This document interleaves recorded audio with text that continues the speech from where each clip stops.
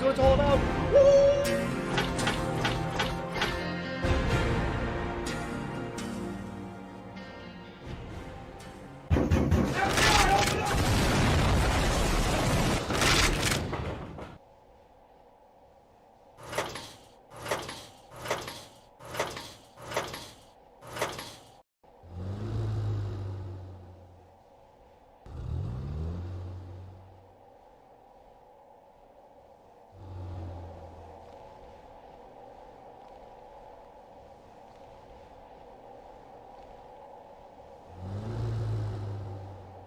Got it.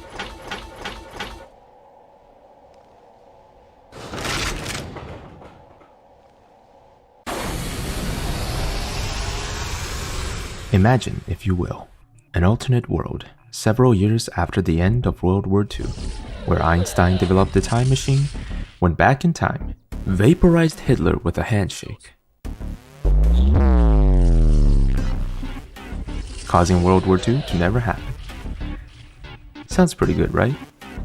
Except that's not where it ends.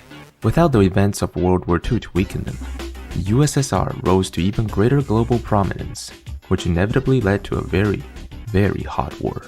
The Euro Alliance, and later the United States, against the Soviet Union. This Second Great War transpired between the years 1946 and 1953. Despite its significance, its events are not the focus of this video. TLDR, the Allies won, resulting in the dissolution and occupation of the Soviet Union.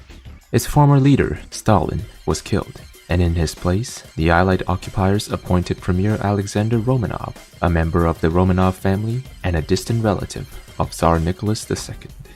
This was a crushing blow for the now named Soviet Russia, of course. Their country was occupied, and their military strength sapped. No satellite launches were allowed. Their standing air force severely restricted, and its further development suspended. Despite this, Russia, under the leadership of their puppet premier, seemed content with the occupation. Both sides were relatively okay with the arrangement, and it felt, even if for a brief moment, as though this uneasy peace would last for a long time to come. That all changed, however, when a new chief advisor to Romanov was appointed.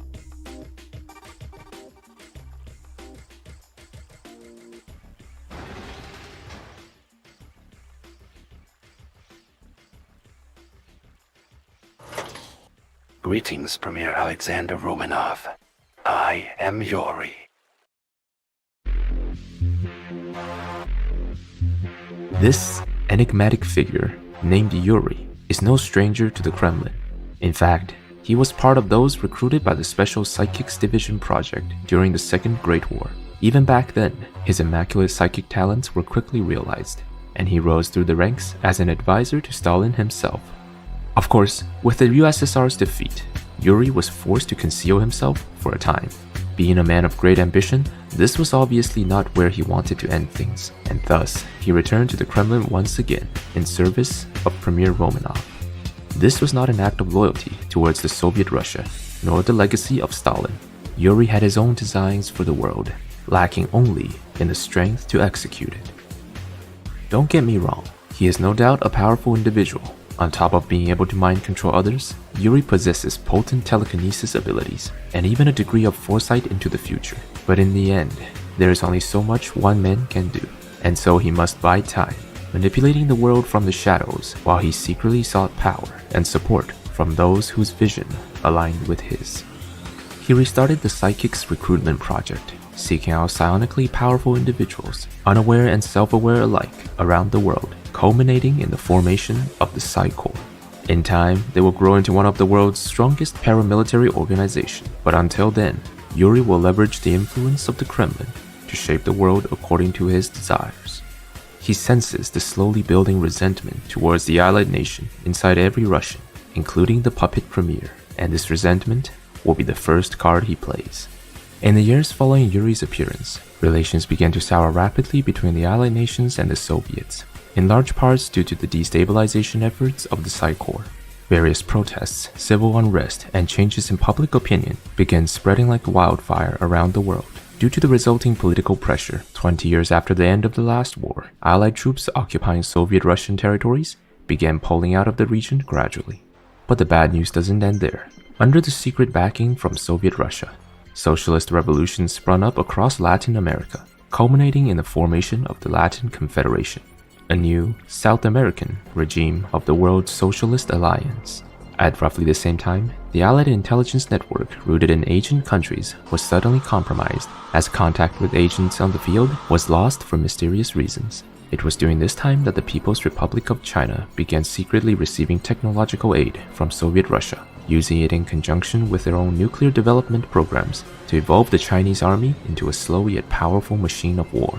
Soviet Russia itself seized this opportunity to begin rebuilding itself back onto the world stage, a key step of which is the recovery of their old military tech.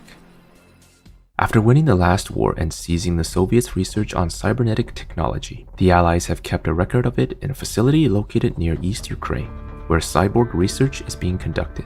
With the advent of the Allied retreat in 1972, this facility is naturally going to be evacuated soon as well, meaning that the cybernetic technology will be lost to Russia forever if nothing is done. Not content to give up this tech, two special operatives, Boris of Russia and Jose Arcadio Morales of the Latin Confederation, both heroes of their own respective factions, were sent to the area to recover this missing technology. Despite being under the cover of darkness, the mission was not a smooth sail. Snipers and patrols littered the area. And what's more, sounds of metal clanging and sightings from the duel confirmed the development of a new prototype drone by the Allied researchers at the facility. The erratic yet quick movements of these drones posed a significant threat to the duel, forcing them to act much more carefully, be it out of caution or fear. Despite these hurdles, the duo managed to locate the research center, and upon investigation, they found that the rumored cybernetic technology is actually the remains of the old Russian cyborg heroes from the Second Great War, Volkov and Chitskoy. With this revelation, they switched their mission objective to the recovery of these remains, which they loaded onto a Kamaz truck. All of a sudden, however, the facility erupted into chaos. Allied soldiers began frantically rioting, firing upon both friend and foe alike. Unbeknownst to the Russian higher-ups, Yuri had secretly dispatched members of his Psi Corps to the area to sow chaos among the Allied troops in an attempt to destroy the cybernetic research.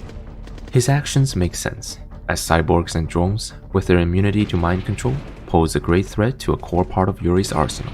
Destroying them would ensure the infallibility of his mind control tricks.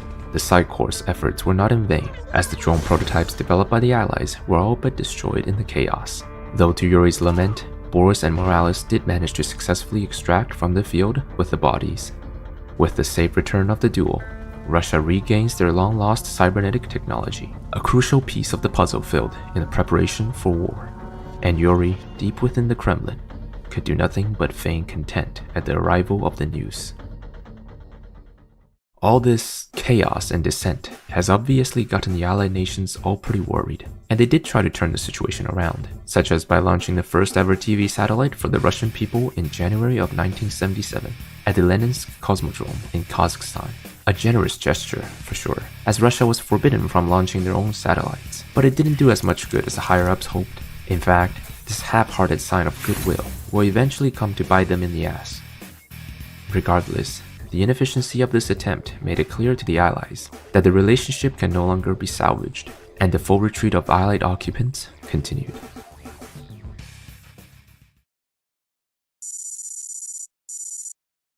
All preparations have been completed, decades of espionage and sabotage a thing of the past. Now is the time for the instigator. One last step must be taken before the world is engulfed in flames. With the groundwork finished, Premier Alexander Romanov finally declares war on America. As the phone call went through, the Russian invasion fleet began sailing towards American soil. But rest assured, the citizens have nothing to worry about, because with such an unforgivable act of defiance, the American military will surely decide to hit the nuclear button, preparing to launch their Peacekeeper intercontinental ballistic missiles at Soviet Russia. The rockets are being fueled at the Vandenberg Air Force Base in California. If all goes well, this silly little war will end in just a few hours.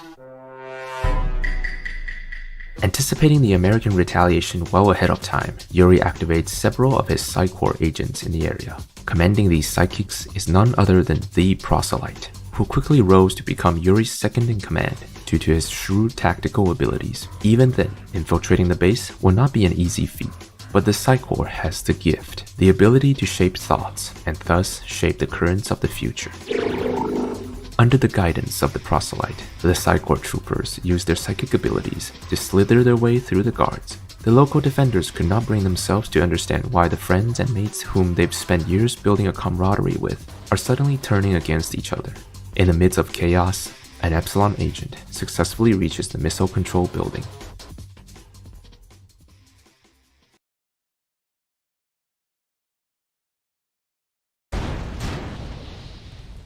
With the completion of their mission, the Psychor troopers immediately committed suicide, cutting off the possibility of the Americans ever finding out about the twisted powers they used to achieve this operation.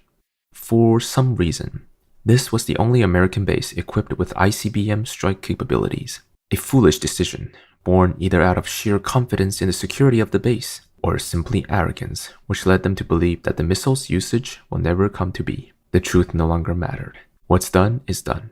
And it did not take long before the implications of the silo's destruction dawned upon the Americans.